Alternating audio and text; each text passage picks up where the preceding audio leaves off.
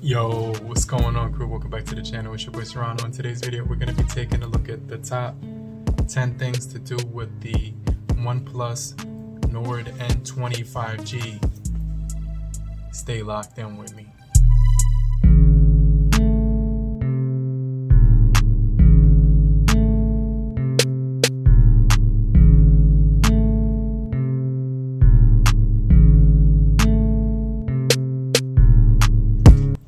Yo, what's going on, crew? Welcome back to the channel. It's your boy Serrano. In today's video, we're going to be taking a look at the top 10 things to do with the Nord N20 5G from Metro by T-Mobile. I truly appreciate you for coming through. If you're brand new to the channel, I encourage you to subscribe and get notified for more videos just like this. But let's just jump into the top 10 reasons, top 10 things to do with the OnePlus Nord N20 5G. And this phone has been out for a little bit of a minute now.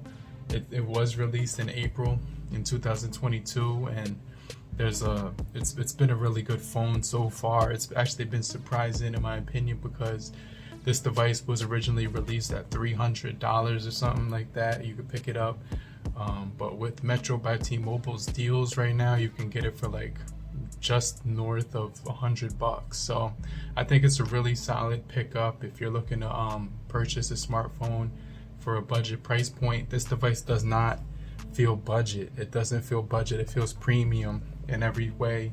So far, I've been using it for 24 hours, and I just kind of wanted to share the top 10 things that I've done with the OnePlus Nord N20 5G in the first few days. Maybe you're picking up a device for the very first time and you just want to try out try out the phone and test it out for a little bit and kind of see what is what and what it's doing for you. So I'm going to share the top 10 things I did, and obviously there's some other things that I may have left out, but these are the main things that I remember doing to make the experience more user-friendly, make it feel like it's my own, tailor it to my personal preference and things of that nature. But if you're brand new to the channel, I truly appreciate you for coming through if you're new. But if you're already a part of the crew, so let's just jump right into the video. We're gonna jump into the first thing that you should do when you get the Nord N20 5G. And obviously I had the N10, I had the N200, I had the N100, and I had the the N10 or whatever. So this is going to be a really familiar experience, but it makes it a little bit different because of the premium feel in the hand. With the body of this, it feels like real metal on the sides for the very first time. It didn't feel like that cheap plastic that they've been using. It feels like a solid metal material all around it. Glass, it feels like on the matte glass. And then on the bottom, you get like this glossy strip on the bottom. But I'm really impressed with the overall build quality. Let's just talk about the first thing that you should consider doing when you pick up the Nord N20 5G. But I just want to remind you to hit the like button so we could beat the YouTube algorithm. And make sure you check out more videos just like this and stay locked into the end of the video, okay? So the first thing I actually did was download the Google Assistant app to get reminders. So obviously you can see right here it says Google Assistant. Usually it'll just say the Google app right here, and then you can use the search button right here to tell it, remind me to watch the game tomorrow.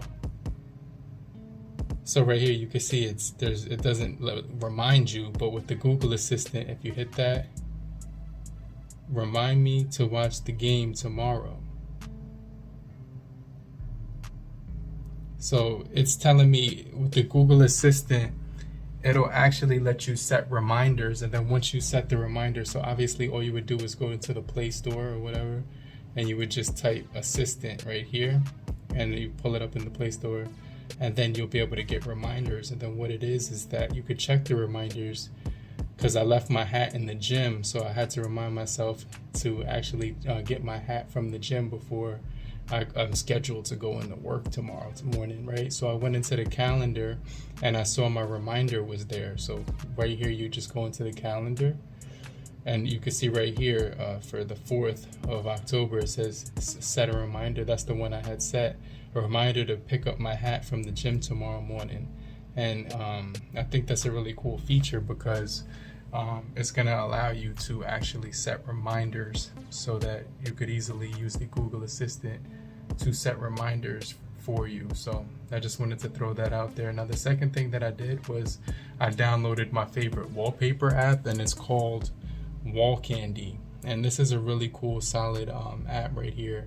You just download Wall Candy from the Play Store, and you could set auto wallpapers so that every day you'll get a new wallpaper downloaded to your smartphone automatically. And then you want to go inside of the Play Store and just type, you know, the one word Wall Candy or whatever. So where's the Play Store? Just click right here, go right here. And I really like the functionality of this device. It feels really solid with one-handed use.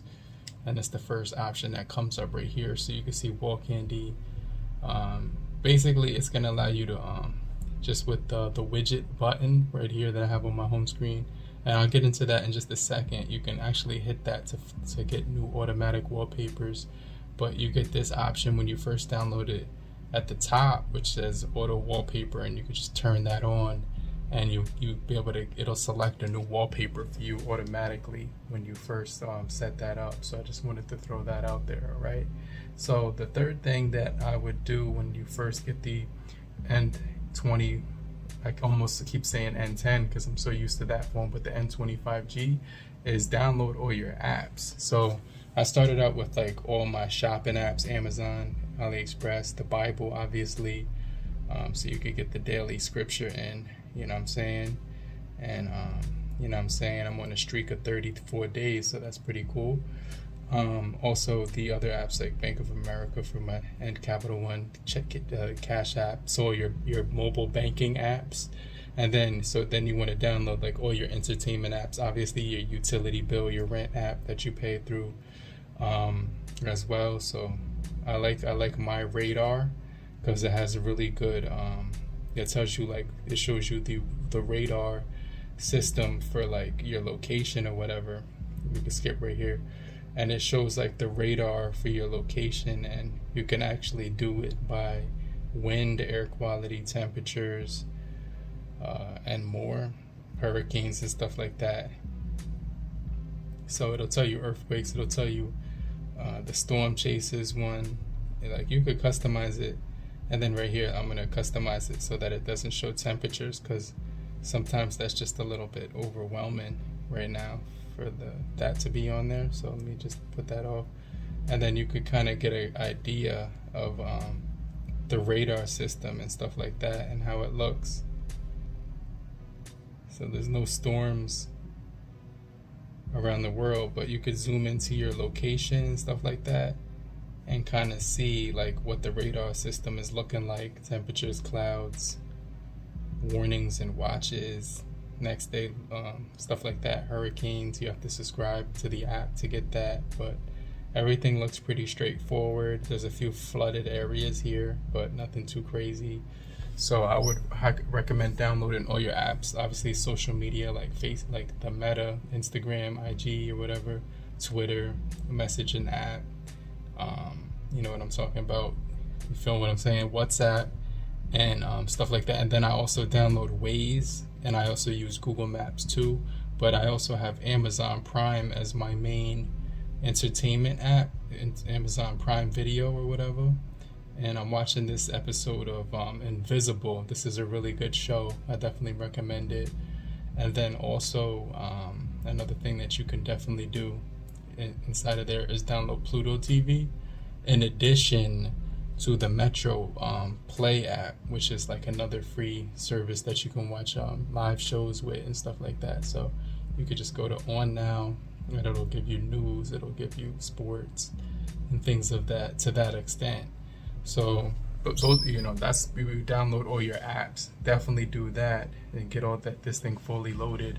I already set up the fingerprint sensor and Face ID in the unboxing video. I'll make sure I leave that up here. But the next thing I did was activate Wi-Fi calling, which can be found at the top settings right here. And you just long press that and you activate it right here. There's a tutorial as well, and it says right here calling preference. So usually I'm connected to the Wi-Fi most of the time, so I usually set that up. You can see I have 5G on here, and then you can see right here it's usually going to say preferred cellular, but you want to switch that to the over the Wi-Fi so that you can get Wi-Fi calling and stop using your data. Use your Wi-Fi and use less data. So when I went to Metro by T-Mobile, the guy had looked at my plan and he saw that majority of my data was being used through the Wi-Fi, so that you can actually save a lot of money that way and pay less with a cheaper plan or whatever if you want to save data that way. So I would highly recommend downloading the Wi-Fi, or actually using the Wi-Fi calling or whatever. And then the fifth thing I did was I activated the Google dark mode right here in the home screen. So if you go down on your notification shade, you're going to see that it's at the light screen mode. And this is going to help with like glare during the daytime, even the nighttime. I always put the dark mode on just so I could shade my eyes from looking at that brightness. I never go back to the light mode most of the time. I'm always just using the dark mode just because it's better on my eyes. And obviously you're gonna get a really good viewing experience too, because this device does have a beautiful panel. It's an OLED panel, but 20 by 9 aspect ratio, 1080 by 2400, so it looks absolutely gorgeous. The build material is absolutely amazing with this device. I just want to throw that up there one more time. You know what I'm talking about. But if you feel what I'm saying, do me a favor, type down below "I'm still here" in the comment section so I know you're still kicking it with me, okay? And I just want to remind you to hit the like button so we can get this video out to more people and beat the YouTube algorithm, right? Now the sixth thing I would do is set up visual voicemail. So you basically go to the T-Mobile apps, which is going to be located in a folder on your screen, or it's going to be right here on the thing. And basically you want to set that up so that you don't have to dial in to your phone to hear your voicemail. You can just literally go into the app and listen to it on speakerphone, or put the phone up to your ear and you'll be able to hear all your messages. You sync them and stuff like that, okay? So I really like that feature about this device, that it does have that visual voicemail. And then the next thing is the Face ID, right? So if you actually go into settings right here, and then you go into the option where it says, password and biometrics, click face right here. And then what you want to do is type in your password, pattern, or PIN. And then you want to hit this option where it says right here, screen unlock. And you want to do auto unlock instead of swipe to unlock, because if you just set this up, it's going to unlock automatically once you look at it, versus if you have it the other way around. And I'll show you, it takes an extra second, so you have to actually wait an extra second. So this is the other way.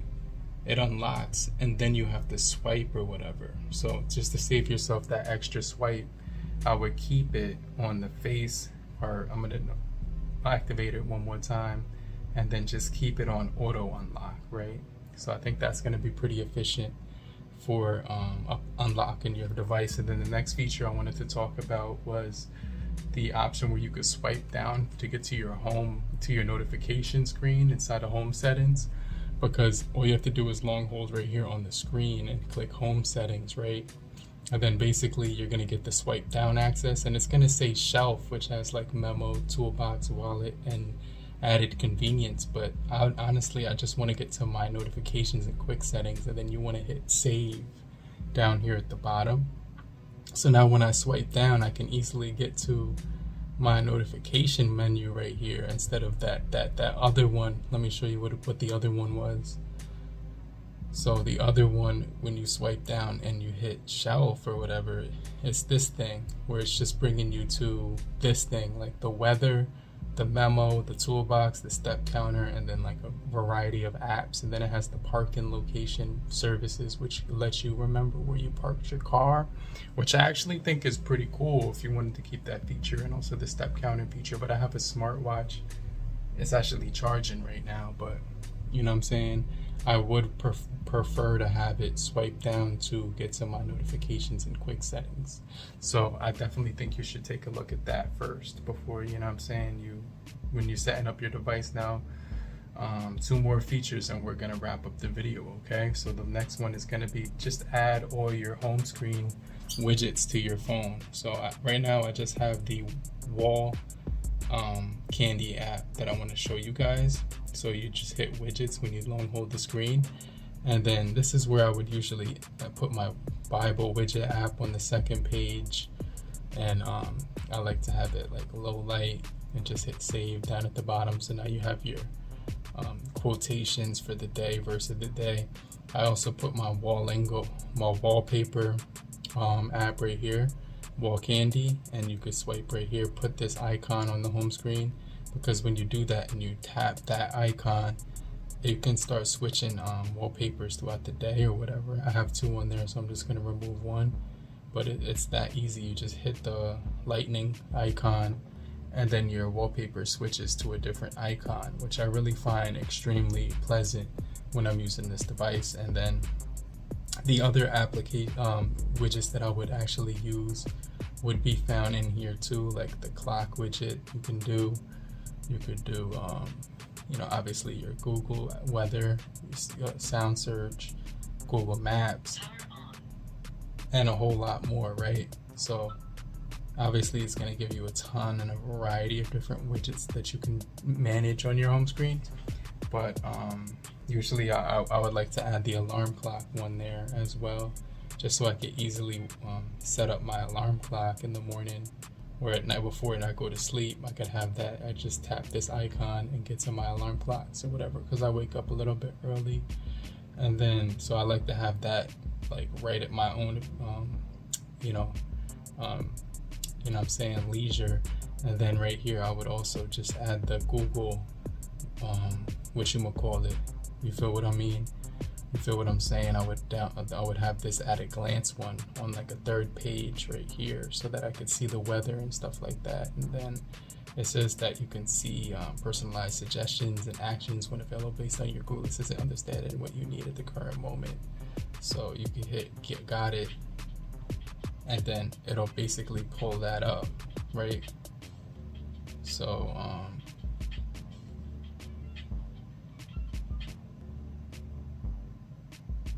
let me disconnect this one. This was my smart glasses that just connected to it.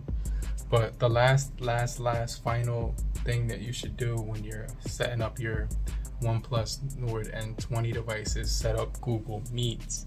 Okay, because Google Meets is going to be like a video chatting service that was used prior to it being launched. It was called Google Duo, but they changed it to the Google Meets workspace, and you basically just want to give access to the app, hit allow, and then you're in.